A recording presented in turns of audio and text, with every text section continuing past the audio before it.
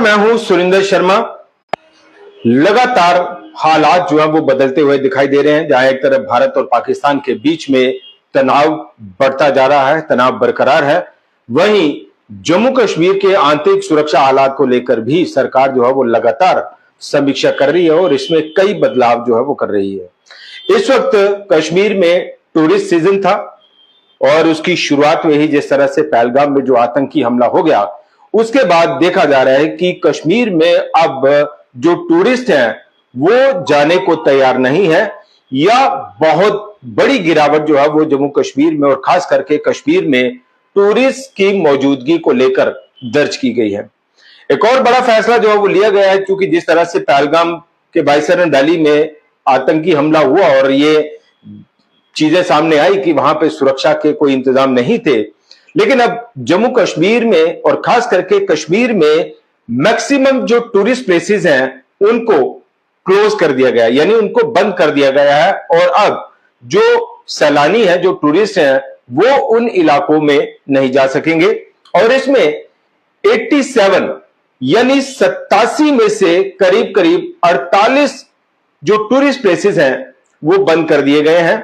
और उससे आप अंदाजा लगा सकते हैं कि इस बार जम्मू कश्मीर की इकोनॉमी और खास करके कश्मीर की इकोनॉमी, कश्मीर का काम, कारोबार, व्यापार इस बार किस तरह के हालात का सामना जो है वो करेगा।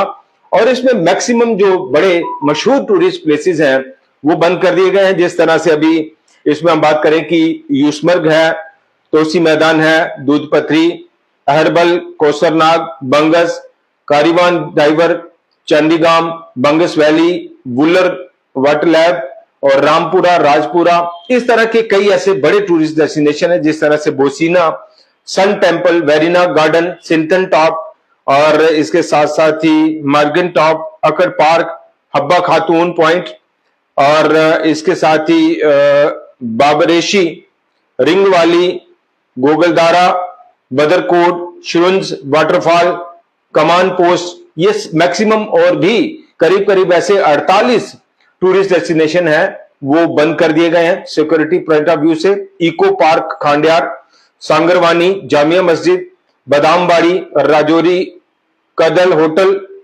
और इसके अलावा अली कदल जी, कई सारे जो मशहूर होटल हैं वो भी बंद कर दिए गए हैं। जो डेस्टिनेशन हैं, टूरिस्ट डेस्टिनेशन है, वो भी बंद कर दी गई हैं। और सुरक्षा हालात के चलते जो है वो एक बड़ा फैसला लिया गया है। और इसके साथ साथ ही ये भी देखा जा रहा है कि जो रजिस्ट्रेशन है कश्मीर आने वाले लोगों का, उसमें भी बड़ा डिक्लाइन हुआ है। और इसके साथ साथ ही जो इंटरनेशनल एयरपोर्ट है कश्मीर में, वहां पे भी यात्रियों के आवागमन की जो तादाद है वो काफी कम हो गई है। जो कश्मीर में मौजूद हैं वो वापस लौट रहे हैं और जो नए यात्री, नए सैलानी टूरिस्ट जो हैं वो आ नहीं रहे। इसके साथ साथ ही ये भी जानकारी आ रही है कि बाबा अमरनाथ की रजिस्ट्रेशन जिस तरह से शुरू हुई है और 3 जुलाई को बाबा अमरनाथ की जो यात्रा है वो भी शुरू होगी, उसमें भी कुछ हद तक जो कमी है वो देखी जा रही है कि बाबा अमरनाथ की रजिस्ट्रेशन यानी पंजीकरण प्रक्रिया में देखा जा रहा है कि अभी यात्रियों ने थोड़ा ठहराव लिया है।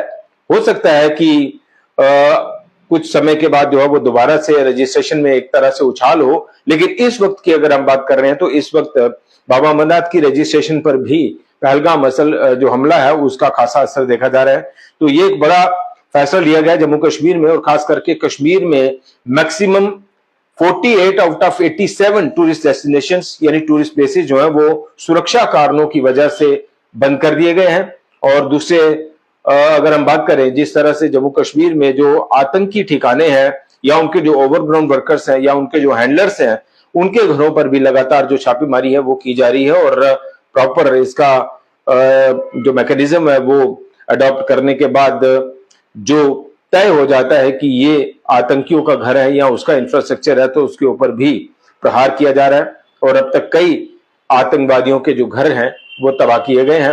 तो यानी चारों तरफ से आतंक की कमर तोड़ने के लिए सुरक्षा बलों की ओर से, सरकार की ओर से अलग अलग तरह से जो दबाव है वो बनाया जा रहा है और अलग अलग तरह से फैसले जो है वो लिए जा रहे हैं, जिसका असर दिखना शुरू हो गया है। तो ये एक बड़ी खबर, पहलगाम हमले का असर जम्मू कश्मीर में 48 जो टूरिस्ट प्लेसेस हैं 87 में से वो सुरक्षा कारणों से फिलहाल बंद कर दिए गए हैं। इसी के साथ इजाजत चाहेंगे। नमस्कार।